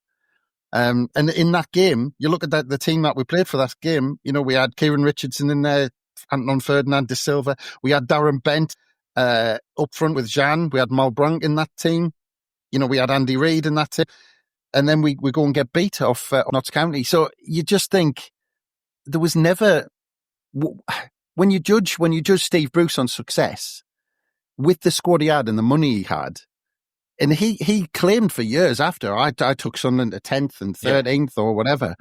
But when you look at it, was that real success with that squad? And that 10th place finish has always annoyed me, because I think we only got that because we won 3 out of the last 5 against teams that had pretty much given up for the season. So I think it took us from about 14th to 15th up to 10th, and it kind of gave quite a false impression of the season had gone. But no, started well, but faded away pretty rapidly, I think, Steve Bruce. On the 5th of June 1999, so a decade or so before the period that we just talked about, Mickey Gray came on as sub for England against Sweden at Wembley. I think he'd be clear since Tony Towers to play for England at the home stadium. There was a Sunderland player in the Sweden lineup that day. Any names? Oh. What year was it? Sorry, it was 99, wasn't it? 99. Joachim Björklund? If I mangled the pronunciation of his name there. It was pretty good, but it was Stefan Schwartz. Oh, much easier to pronounce. On the 6th of June in 1957, Gary Rowell was born.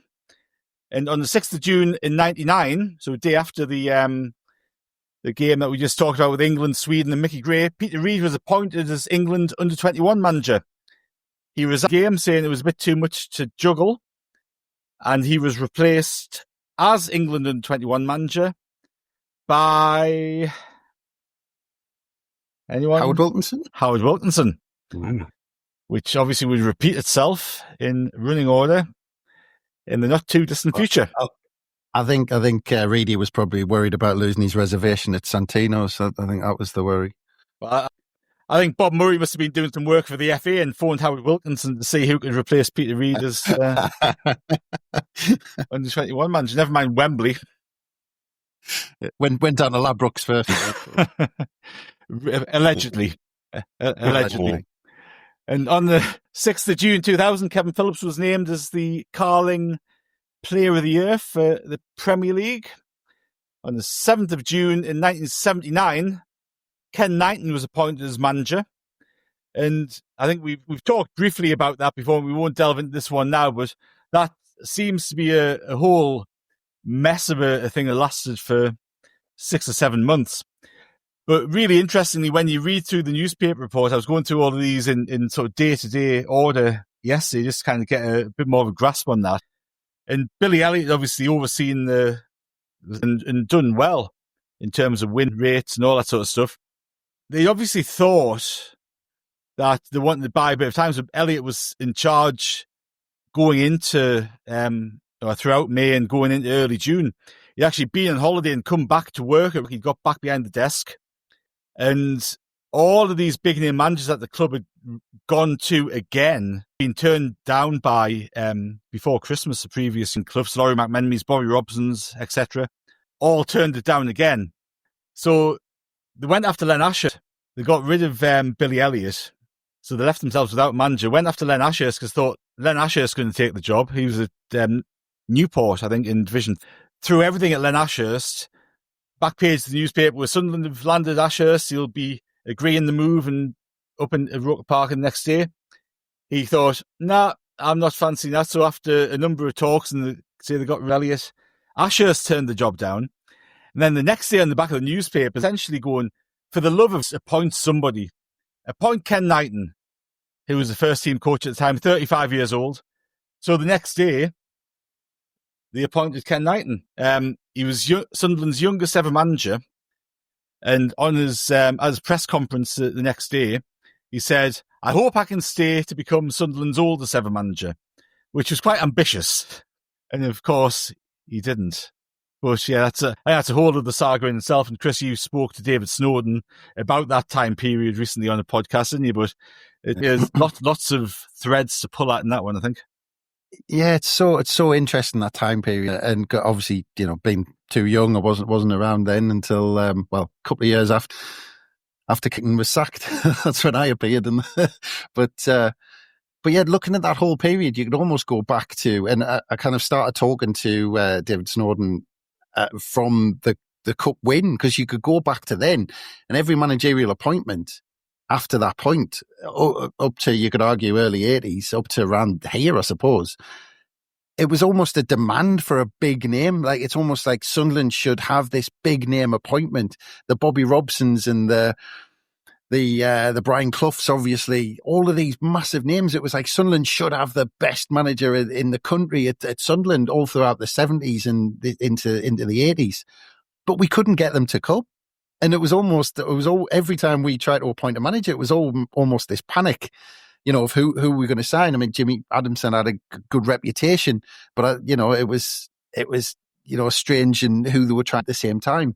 But there was always a list of who we tried to get and a list of who we could get, and they always banked on getting someone from that list who we couldn't get. But yeah, and then appointments like this came out of panic. I mean, the whole Billy Elliott coming, he was about to go to Darlington. That's right. He was ready to take over the Darlington job.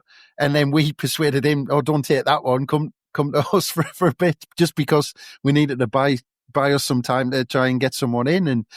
And it was just such a strange period and I think it's funny because I think I mentioned this to David Snowden thinking back, but it was almost a decade where, after that cup win, and you're remembering that we're still reeling really off the back of our first two relegations, that we're still thinking we're a first division side. We're still thinking we're one of the biggest sides in the country. And this decade of the 70s, the cup win kind of muddied the waters a little bit with people thinking, yeah, we're still one of the biggest sides in the country. But we really weren't. And I think during the 70s, I think that's when it started to turn, when we went, oh, actually, it's in the world. And I think we're going into the I think actually we had that realization. I mean, that'd be fair, Kelvin, or not? Definitely. I would agree with you wholeheartedly on that. The cup win was brilliant, but it kind of, do you know that underdog tag that we had throughout win? It just went on and on and on and on. There we were in 1979, and we're still got this underdog, we're not entitled to be at the top table, and yet we feel as supporters that we are. And there was something as well about the way that those things were done. When you think of Billy Elliott and Ken Knighton, Len Ashurst, what on earth is going on that Ashurst saying he will and then saying he won't, and we're standing for that? How do we get ourselves at this time? I'm talking about at that time. You think, how on earth do we get ourselves into this sort of situation? Because the same thing happened with Merrington and Adamson. Do you remember when Adamson resigned and Dave Merrington was being touted as the next manager? Now, actually, at the time, I might not have been against that. I thought this lad had something about him. I quite liked the cut of his jib. I thought, I'm ready for a youngish, new on the block. The players seemed to like him, and I thought he had something. I would have gone for him, but then off he goes, and you're left again with, wow, man, what is going on? You've got to look in you have to boardroom there and think, who on's got the helm of the ship? Yeah. And what are you doing? It just felt like, we didn't we didn't lose the 73.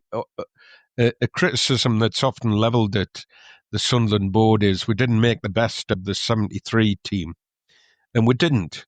And we lost some good players. We lost a lot of opportunities. But part of that was to do with the carry on when the 73 in 1974. And I know there was an embargo on series and stuff like that. But it really upset some of them 1973 Cup final team about what they earned and what they were earned. They didn't really get not much of a financial benefit out of that, and the parsimonious attitude of the board to that, And when you sit that down beside Ellis Short and what he gave, we've just been talking about the money that Bruce had, it was just the opposite end of the scale, wasn't it? To where we were in the mid-70s, late 70s, coming into the 80s. You have to look in your boardroom there and think, who on earth has got the helm of the ship here? What on earth are you doing when these kind of things are happening? That wasn't a one-off. Knighton and Elliott, it just kept happening. For our final trip down memory lane today, we're going to 1955 and a tour of the United States of America. It was the first time that Sunderland had gone overseas on a tour since before the Second World War. And we were playing 9 games in just under a month at the end of the season, which culminated fixtures on this week in June 1955. So, Andrew, what was the story here? Why did this tour happen? And what was the crack with it? Well, it's interesting what we've just touched on there about how in the 70s the club was maybe in a new place in the football hierarchy, because in the 50s, Martin, Sunderland was still one of the biggest names in the country. 54-5 was probably the peak era around then. We finished 4th in the league. We got the final of the FA Cup. Had we won that, it would have been, the final would have been against, which might have been interesting. We're getting big crowds then. We are spending money on players. A fella Kelvin's mentioned a couple of times already today, Ray Daniel. He'd arrived at the club the season before for a lot of money. So Sunderland were big news at the time. There were a well-received in football still. As you say, Martin, we'd not been on a full-scale tour since before the war. We had planned to go to America as early as the 1890s. That didn't come off for financial reasons. But from what I gather now, in the 50s, because Sunderland was such a big name, a bit of a glamorous attraction, particularly in a country where they're trying to establish football, I think it was made worth our while to go over there. We were spending a lot of money on transfer fees. So the invitation to go to America, play in a lot of games, I think the board have looked at that and thought, yeah, that's a big attraction to us. We're going to maybe fill the coffers with that. Bill Murray, who was a manager at the time, he said that when Sunderland arrived from the flight, when they arrived in New York, they were rushed through customs in record time. The squad, the travelling preferential treatment, they're quickly whisked off to a hotel just off Broadway. They are taken out for dinner by the USA Football Association. So, we were guests at the request of the Americans. They were seeing us as big news and wanting us to go there and help promote the game. And as I say, we were being treated like celebrities in our own right. Itself, we played 9 times. We were unbeaten in those 9 games. We've come up against various local teams, select sides. We had a match with Nuremberg. Why they were over there, I'm not sure. We also then had Huddersfield, who were also touring at the time. We'd played them twice in the league that year. drawn both games. And I think towards the end of the tour, we're probably sick of sight of Huddersfield. But yeah, fantastic tour. We went to Philadelphia, Detroit, Winnipeg, Toronto, all these huge cities with a lot of glamour attached to them. We also went to Montreal in Canada. And what I liked about that was when we were at the customs there, Bill Murray recognises the accent of the person going through his paperwork. Turns out this fella is a Sunderland fan who was originally from Marsden and back in the day had actually watched Bill Murray when he played for Sunderland. So, you know, this lad just doing his daily job, you know, probably pretty boring. And then he looks up and he's suddenly, you know, encountered by the Sunderland squad. He gets cracking on to Murray. Apparently, this lad's mother still lived in Marsden in the northeast. So he says, "Oh, well, if you're heading back home anytime soon, here's a letter from your mum. Will you just go around and drop it off, please?" So, nice for that bloke. They're busy though, pretty packed schedule. What's the crack about Marilyn Monroe on this tour then? Give us that. Yeah, you've teed me up well there, Kelvin. That's you're the Niall Quinn there. You've set me up, and I'm the Kevin Phillips. If you don't mind me saying, I'll try and put it away. It was a busy trip. We had the games, but there was a lot of downtime as well. There was a lot of sightseeing. The players were based in New York for the majority of the month. They've gone to the races. They've gone to the Yankee Stadium to watch baseball. They've had a trip up the Empire State Building. But from what I can gather, the big attraction was Marilyn Monroe. She was studying at the time, Kelvin, at a drama school that happened to be very close to the restaurant players used to always dine in. I think this restaurant often had a flurry of American stars coming in and out. The players have got wind of the fact that Marilyn Monroe was likely to be dropping in. So they've come along and thought, we'll have a bit of this. We'll hang around there, see if we can bump into her. Ken Chisholm, who played for us at the time, now maybe he did, maybe he didn't, but the suggestions that he was particularly enamoured with Monroe and might have even been dancing with her during one of these meetups. Slander we're coming up with on this podcast. Listen, maybe he didn't. Ken Chisholm, I mean, he's already had a pretty enjoyable trip. He was in the RAF, seemingly. I don't know if that was after the war or national service or what. So on the flight over there, Ken Chisholm gets into the cockpit and ends up having a big crack on with the pilot and lending a hand with some of the controls. So, you know, flying a plane, chatting up Marilyn Monroe, I mean, that's the lad there's having the time of his life. Pretty good. Yeah. Chisholm was a flying winger, wasn't he? Well, yeah, he was on that trip, definitely. Yeah, pretty mad, some of the stuff the players got up to. In terms of games, as you said, Martin, we had 2 games during this period. I don't know who did the scheduling because, you know, we were having periods where we were going 3 or 4 days without a match.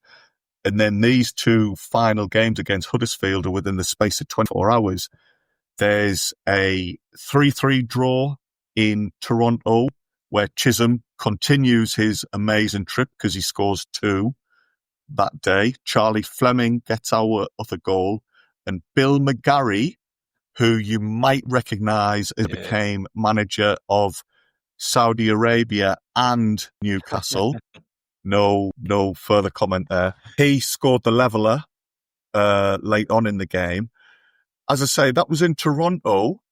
The following day, both parties have all headed over to Detroit, which I think you're looking at about 5 hours on the road, which in American and Canadian terms isn't that much, but when you've had a full season, you've had a month on tour, you've then gone and played the same team twice in 2 days in 2 cities, fatigue, you're probably sick of the sight of each other as well. Apparently, in Toronto, the 2 sets of players had partied, and the words of Murray, there'd been a bit of good-natured ragging between the 2 groups. That wasn't the case in the second game. You've got Billy Elliott, who, again, we've mentioned earlier. He gets sent off with about an hour after an incident with Jim Watson of Huddersfield. We're 2-1 up at that point, but again, we concede a late equaliser. The temperature, I think, you're about 90 degrees. It's pretty humid. Everybody at that point, they're ready to go. The next day, Huddersfield set off via boat back on a plane. I don't know if Chisholm was at the controls on the way back or if he was too tired by that point, probably daydreaming of Marilyn Monroe. And yeah, they come back. They arrive 8th of June and it's back to normal. Ted Purden, one of the players on the trip, he met back at Philadelphia Cricket Club. He was a player for them during the summer. And the Friday after getting back, you've got Len Shackleton turning up at Carley Hill to play for Wearmouth against West Hartlepool. So, you know, he's getting invited to America, one of the biggest footballers in the world. Obviously, one of the star attractions whilst in America. You've got players to see this wizard. And then he gets home, and within a couple of days, he's local league cricket up on Thompson Road. So pretty whirlwind trip for Shackleton and the rest. And at the end of it all, 26th of July, Billy was a member of the Rotary Club, and he apparently gave a talk to Seaburn Rotarians about the trip. Lot of stories from what I can gather. I think he was surprised a bit by maybe some of the more salacious nature of some of the press in America. But he summed up by saying it was a good trip, and Toronto, believe it or not, was the place most like Sunderland. I don't know if any of you have been to Toronto. I don't know if that's true or not, but certainly at the time, the trip was a good one. And Murray certainly enjoyed himself going on what he told his fellow Rotary members once back in Blighty. It might explain Jermaine Defoe's transfer, mightn't it?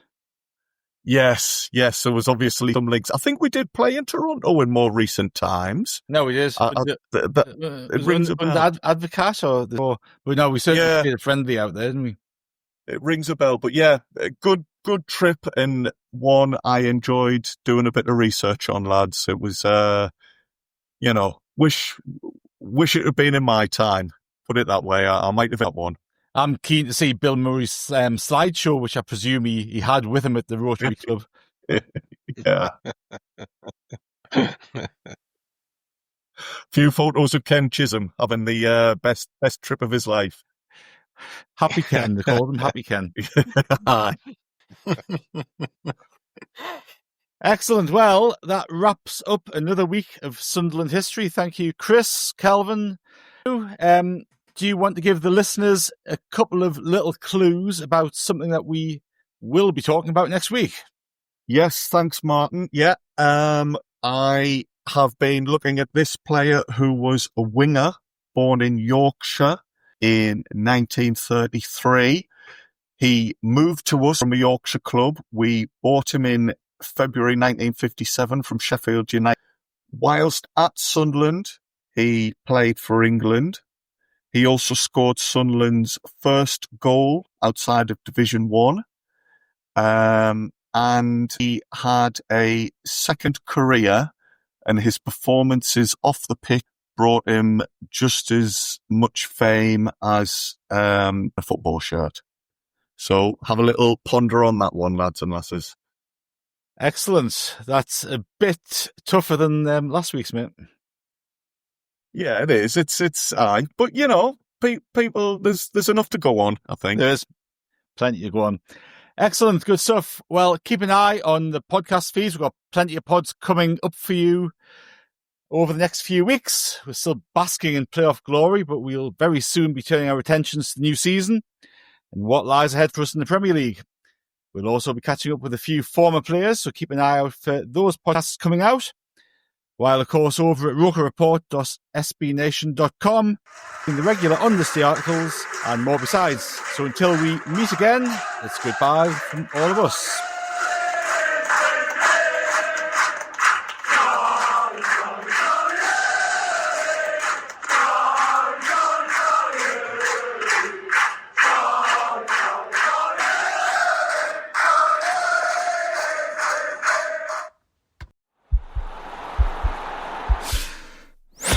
This podcast is part of the Sports Social Podcast Network.